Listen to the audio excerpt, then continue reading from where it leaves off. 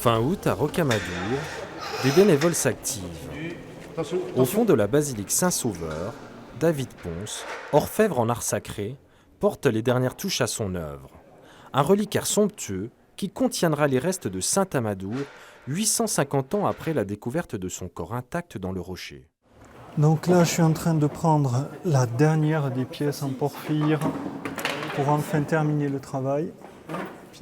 Voilà, le temps que ça prenne. Moment délicat et dernière ligne droite pour David qui aura passé des mois à confectionner cette châsse. Il y a quand même 6 mois de travail dessus, donc en commençant par les études. Ensuite, il y a les recherches de chaque visage, de chaque buste, les modelages, les sculptures, le suivi, les fabrications, les plans techniques pour réussir à monter tout ça. Et puis surtout, le fameux contact avec la matière. Sculpteur, peintre, orfèvre et aussi vitrailliste, David Ponce est un polyvalent dans le domaine des arts sacrés.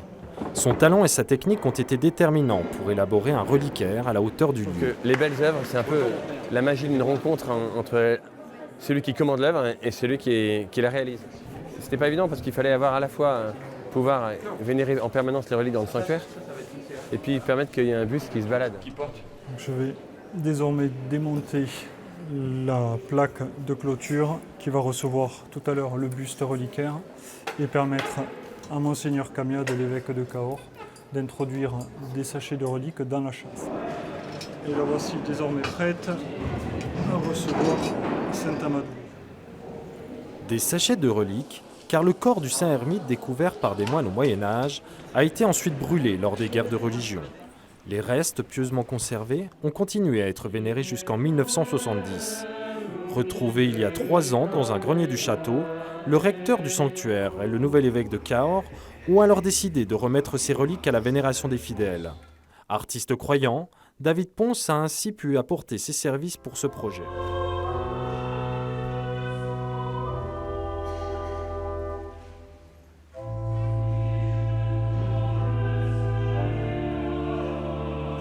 Il est évident que lorsqu'on travaille en art sacré, la foi est omniprésente, sinon c'est pas du tout possible.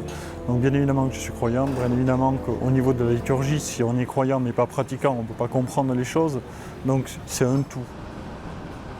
Après les vêpres, David rejoint le cortège pour la procession. Il dévoile alors le buste de Saint Amadour qu'il a sculpté et confectionné et qui sera porté pour prendre place sur la châsse. Dans cette œuvre, il y a plusieurs choses qui sont réussies. Il y a des matériaux extrêmement nobles et il y a le sycomore de Jéricho.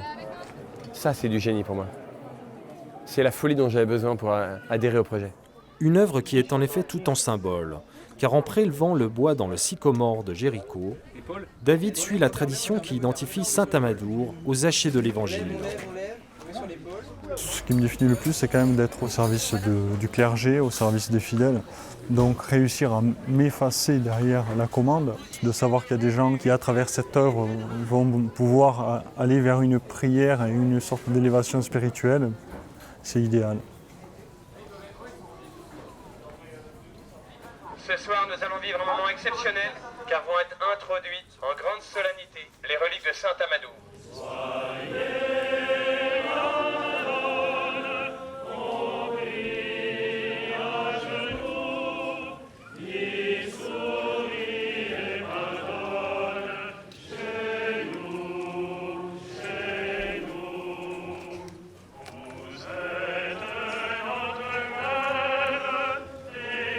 Quelques minutes avant la messe solennelle faite en Saint Amadour, David termine l'installation du buste. Le saint ermite reprend ainsi sa place dans le sanctuaire.